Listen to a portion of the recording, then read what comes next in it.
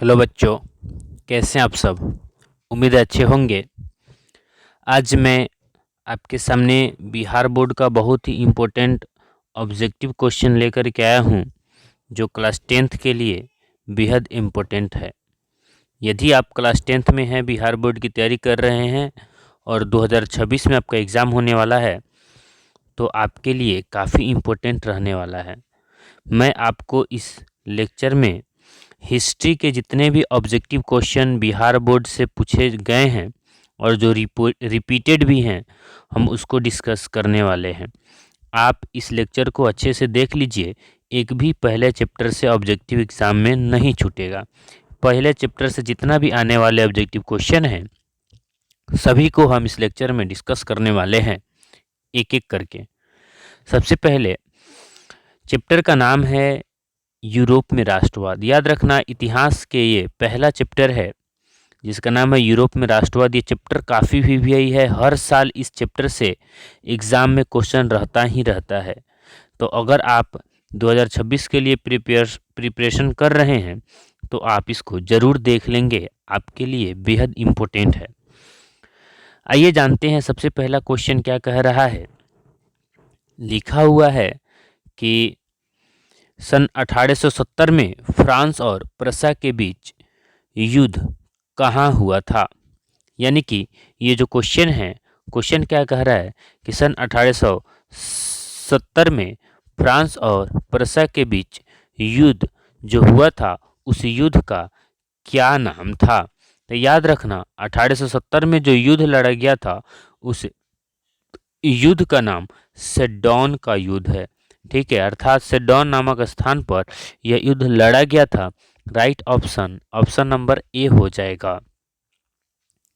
दूसरा क्वेश्चन है कि किस युद्ध के बाद जर्मनी का एकीकरण पूर्ण हुआ। किस युद्ध के बाद जर्मनी का एकीकरण पूर्ण हुआ। याद रखना, सेडोन के युद्ध के बाद, अर्थात 1870 में जो सेडोन का युद्ध हुआ था, उसी युद्ध के बाद जर्मनी का एकीकरण पूर्ण हो गया था। ये इम्पोर्टेंट है काफ़ी, एग्ज़ाम पॉइंट ऑफ व्यू से आप इसको ज़रूर याद करेंगे। नेक्स्ट है, यूरोप का मरीज किसे कहा जाता है। याद रखना, तुर्की को यूरोप का मरीज कहा जाता है। एग्ज़ाम में पूछा हुआ है, आप इसको ज़रूर देखेंगे। नेक्स्ट 4 नंबर जो क्वेश्चन कह रहा है, उसके लिए देखेंगे कि यंग यूरोप के संस्थापक कौन थे। याद रखना, यंग यूरोप के संस्थापक मेजिनी थे। यानी कि इस क्वेश्चन के लिए राइट ऑप्शन नंबर ए हो जाएगा, मेजिनी। मेजिनी ने यंग इटली और यंग यूरोप नामक 2 गुप्त संगठन बनाया। ठीक है, तो इसके लिए राइट आंसर मेजिनी हो जाएगा। नेक्स्ट 5 नंबर देखते हैं, टीपू सुल्तान कहाँ का शासक था। टीपू सुल्तान मैसूर का शासक था। यदि आप इस वीडियो को और फास्ट देखना चाहते हैं तो आप स्पीड बढ़ा सकते हैं, या और स्लो करना चाहते हैं तो वो भी कर सकते हैं। मैं नॉर्मल स्पीड में बोल रहा हूँ। 6 नंबर क्वेश्चन कह रहा है कि गैरिबाल्डी पेशे से क्या था। तो गैरिबाल्डी पेशे से नाविक था। ऑप्शन नंबर डी हो जाएगा 6 नंबर के लिए राइट आंसर। 7 नंबर जो क्वेश्चन कह रहा है कि फ्रैंकफर्ट की संधि पर हस्ताक्षर कब हुआ था। यानी कि फ्रैंकफर्ट की जो संधि हुई थी, उस संधि पर हस्ताक्षर कब हुआ था। तो इसके लिए राइट आंसर की बात करें तो ऑप्शन नंबर सी हो जाएगा राइट आंसर। 7 नंबर क्वेश्चन के लिए ऑप्शन नंबर सी हो जाएगा। 1871 फ्रैंकफर्ट की संधि हुई थी। नेक्स्ट हम जानेंगे 9 नंबर क्वेश्चन क्या कह रहा है, जरा ध्यान से देखना। 9 नंबर नहीं, 8 नंबर, कि 1871 ईस्वी में कौन सी संधि हुई थी। तो अभी आपको ऊपर में भी दिया गया था कि फ्रैंकफर्ट की संधि 1871 ईस्वी में हुई थी। अर्थात एक ही क्वेश्चन को बार बार इधर उधर घुमा के एग्जाम में पूछता है। आप एक क्वेश्चन से कई सारे क्वेश्चन बनते हैं, आप इसको जरूर याद रखेंगे, फ्रैंकफर्ट की संधि।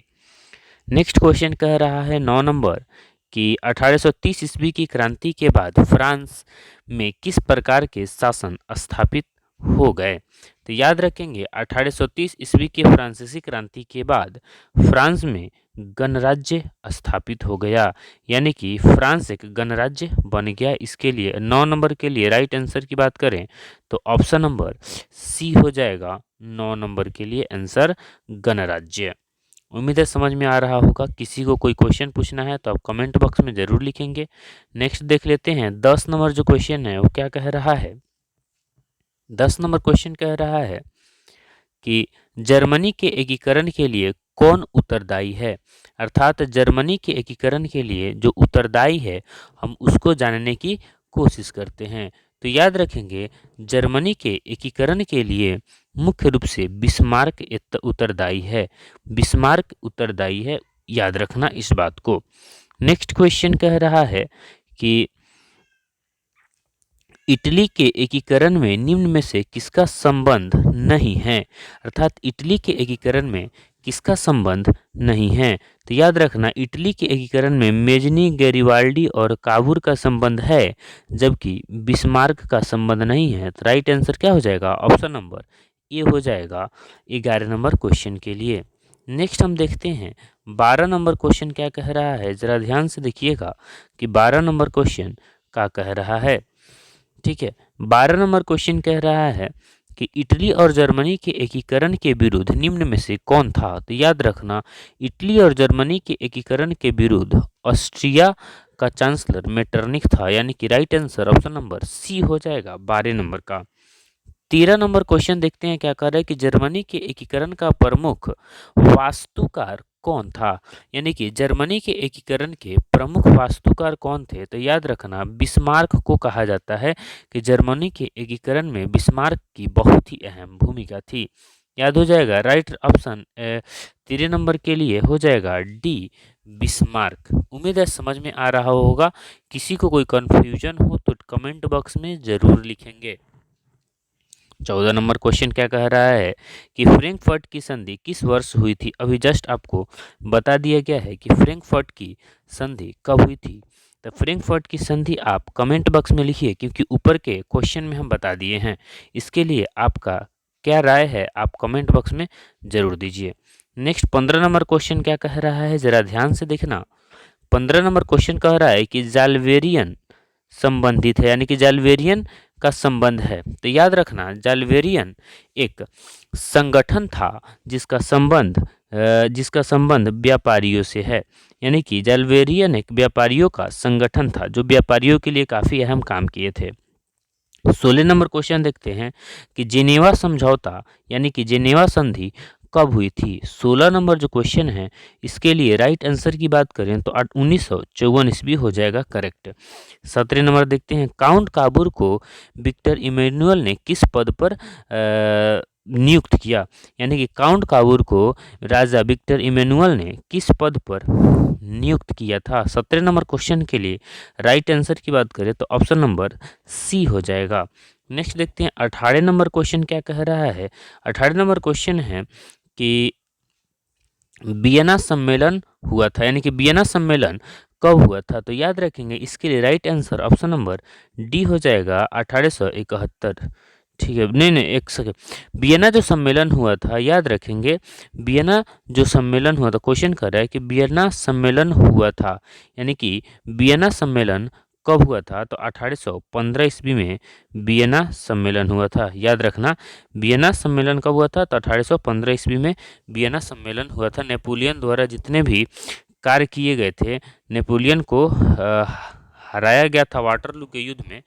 1815 ईस्वी में नेपोलियन को हराया गया था। 1815 ईस्वी में नेपोलियन को हराया गया था। नेपोलियन द्वारा जितने भी किया गया बदलाव था उसे समाप्त करने के लिए 1815 ईस्वी में वियना सम्मेलन हुआ था ऑस्ट्रिया की राजधानी वियना में। उम्मीद है समझ में आ गया होगा।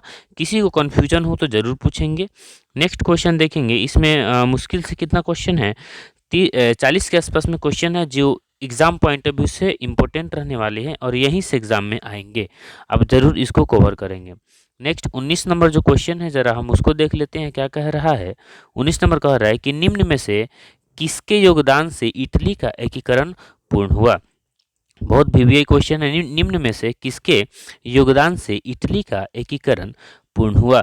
तो 19 नंबर के लिए राइट आंसर की बात करें तो इटली के एकीकरण में मेजनी, काउंट काबूर और विक्टर इमैनुअल तीनों की बहुत ही अहम भूमिका थी।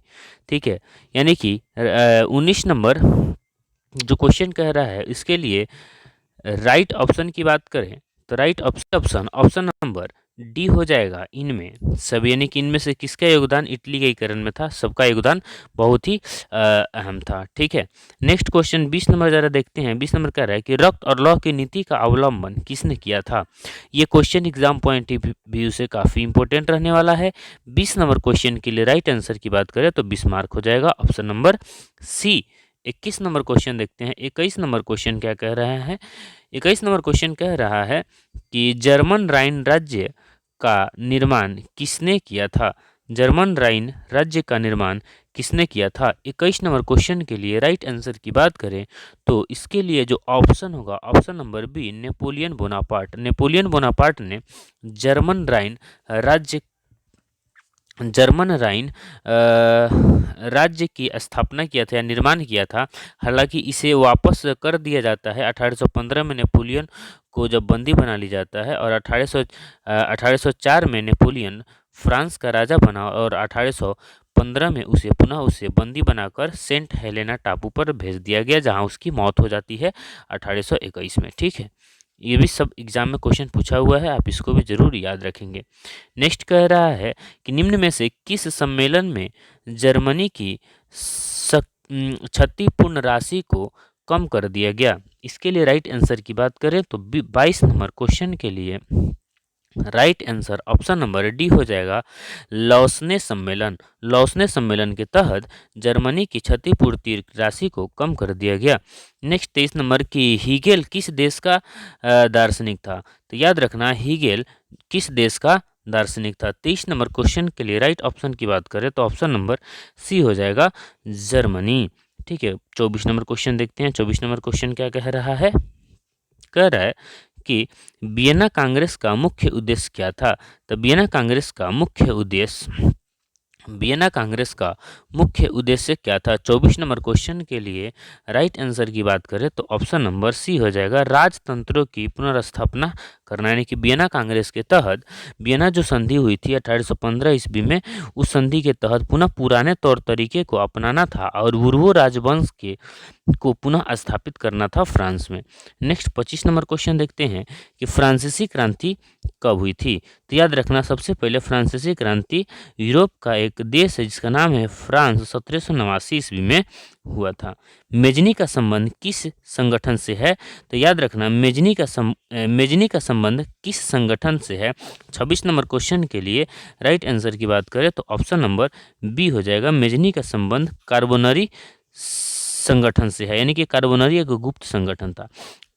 राष्ट्रीय आंदोलन का केंद्र जेना विश्वविद्यालय कहाँ स्थापित है। अभी बहुत इंपॉर्टेंट है, जेना विश्वविद्यालय कहाँ स्थापित है। 27 नंबर क्वेश्चन के लिए राइट ऑप्शन नंबर बी हो जाएगा, जर्मनी। ठीक है, उम्मीद है समझ में आया होगा। ठीक है, नेक्स्ट देखते हैं 28 नंबर जो क्वेश्चन है। 28 नंबर क्वेश्चन की बात कर लेते हैं कि 28 नंबर क्वेश्चन क्या कह रहा है। लिखा हुआ है कि कोसुत का संबंध किस देश से है। कोसुत का संबंध किस देश से है। 28 नंबर क्वेश्चन के लिए राइट आंसर की बात करें तो ऑप्शन नंबर डी हो जाएगा, हंगरी। नेक्स्ट 29 नंबर क्वेश्चन देखते हैं कि यूरोपियन सभ्यता का पालना किसे कहा जाता है। यूरोपीय सभ्यता का पालना यूनान को कहा जाता है, और यूनान पर तुर्की का कब्जा था, और तुर्की से यूनान बाद में कई सारे सम्मेलन हुआ, समझौता हुआ, और आंदोलन के तहत यूनान फाइनली तुर्की से आज़ाद हो जाता है। नेक्स्ट देखते हैं, नेक्स्ट क्वेश्चन के लिए राइट ऑप्शन की बात कर लेते हैं। नेक्स्ट 30 नंबर क्वेश्चन देखिए क्या कहता है। 30 नंबर जो क्वेश्चन है कह रहा है कि प्रथम जेनेवा कन्वेंशन कब हुआ था। यानी कि प्रथम जेनेवा कन्वेंशन कब हुआ था। 30 नंबर क्वेश्चन के लिए राइट आंसर की बात करें तो ऑप्शन नंबर बी हो जाएगा, 1864 में प्रथम जेनेवा कन्वेंशन हुआ था। नेक्स्ट देखते हैं कि 31 नंबर क्वेश्चन क्या कह रहा है। 31 नंबर क्वेश्चन कह रहा है कि इटली का एकीकरण कब हुआ। इटली का एकीकरण कब पूर्ण हुआ। 31 नंबर क्वेश्चन के लिए राइट आंसर की बात करें तो ऑप्शन नंबर बी, याद रखना इटली और जर्मनी का एकीकरण 1871 ईस्वी में पूर्ण होता है। नेक्स्ट देखते हैं 32 नंबर क्वेश्चन क्या कह रहा है। 32 नंबर क्वेश्चन के लिए राइट आंसर की बात करें तो 32 नंबर जो क्वेश्चन है कि लुई फिलिप किस देश का शासक था। तो याद रखना ये जो लुई फिलिप है मुख्य रूप से लुई फिलिप फ्रांस का शासक था। ठीक है, लुई फिलिप फ्रांस का शासक था। नेक्स्ट देखते हैं कि 33 नंबर क्वेश्चन क्या कह रहा है। 33 नंबर जो क्वेश्चन है 33 नंबर के निम्न में से कौन मित्र राष्ट्र के गुट में शामिल नहीं था। यानी कि जब प्रथम विश्व युद्ध या द्वितीय विश्व युद्ध हुआ था तो मित्र राष्ट्र में कौन सा ऐसा देश था जो शामिल नहीं था। तो 33 नंबर के लिए राइट आंसर की बात करें तो ऑप्शन नंबर बी हो जाएगा। जर्मनी मित्र राष्ट्र की तरफ से नहीं था क्योंकि जर्मनी धुरी राष्ट्र की तरफ से लड़ रहा था। नेक्स्ट देख लेते हैं कि 34 नंबर क्या कह रहा है। 34 नंबर जो क्वेश्चन है कि बोहेमिया निम्न में से किस देश के अधीन था। बोहेमिया निम्न में से किस देश के अधीन था। 34 नंबर के लिए राइट आंसर की बात करें तो ये ऑप्शन नंबर ये हो जाएगा ऑस्ट्रिया। बोहेमिया ऑस्ट्रिया के अधीन था और ऑस्ट्रिया के चांसलर मेटरनिक था। मेटरनिक घोर प्रतिक्रियावादी नेता था। ठीक है, यह कभी इटली और जर्मनी का एकीकरण नहीं चाहता था। नेक्स्ट देखते हैं 35 नंबर क्वेश्चन क्या कह रहा है। 35 नंबर क्वेश्चन है कि 1871 में विलियम प्रथम कहाँ का सम्राट बना। यानी कि 1871 ईस्वी में विलियम प्रथम कहाँ का सम्राट बना। 35 नंबर क्वेश्चन के लिए राइट आंसर की बात करें तो ऑप्शन नंबर सी हो जाएगा जर्मनी। 36 नंबर क्वेश्चन देखते हैं। 36 नंबर जो क्वेश्चन है कि लुई 16वां को फांसी कब दी गई। लुई 16वां को कब फांसी पर लटका दिया गया। तो 36 के लिए राइट आंसर की बात करें तो ऑप्शन नंबर 36 के राइट ऑप्शन की बात करें तो ऑप्शन नंबर क्या हो जाएगा। ऑप्शन नंबर बी हो जाएगा। 1793 में लुई 16वां को फांसी पर लटका दिया गया। ठीक है, लुई 16वां घोर प्रतिक्रियावादी और निरंकुश राजा भी था। यह जनता के भलाई से मतलब भी नहीं रखता था। नेक्स्ट देखते हैं 37 नंबर क्वेश्चन क्या कह रहा है। 37 नंबर जो क्वेश्चन है 37 नंबर क्वेश्चन कह रहा है कि क्या है पोस्टडम की घोषणा के बाद किसने आत्मसमर्पण किया। पोस्टडम की घोषणा के बाद किसने आत्मसमर्पण किया। यानी कि 37 नंबर क्वेश्चन के लिए राइट ऑप्शन की बात करें तो ऑप्शन नंबर बी हो जाएगा जापान। जब युद्ध हो रहा था तो पोस्टडम की जब घोषणा कर दी गई तो जापान अपने आप को समर्पित कर देता है। नेक्स्ट देखते हैं 38 नंबर क्वेश्चन क्या कह रहा है। 38 नंबर जो क्वेश्चन है कह रहा है कि सार्डिनिया का राजा कौन था। यानी कि सार्डिनिया जो पिडमाउंट था वहाँ का राजा कौन था। तो याद रखना विक्टर इमैनुअल सार्डिनिया पिडमाउंट का राजा था। ठीक है, नेक्स्ट देखते हैं 39 नंबर क्वेश्चन क्या कह रहा है कि 39 नंबर इटली के एकीकरण का प्रमुख नायक किसे माना जाता है। कि इटली के एकीकरण का प्रमुख नायक किसे माना जाता है। तो याद रखना इसके लिए ऑप्शन नंबर डी हो जाएगा। मेजनी का गैरिबाल्डी और काउंट काबूर को इटली के एकीकरण का मुख्य मतलब पात्र माना जाता है क्योंकि इन्हीं लोगों के तहत इटली का एकीकरण पूर्ण हुआ था। उम्मीद है सभी क्वेश्चन के आंसर आप किए होंगे। किसी को किसी प्रकार के कन्फ्यूजन होंगे तो आप ज़रूर पूछेंगे। और आपको अगर ये लेक्चर अच्छा लगा होगा तो लाइक शेयर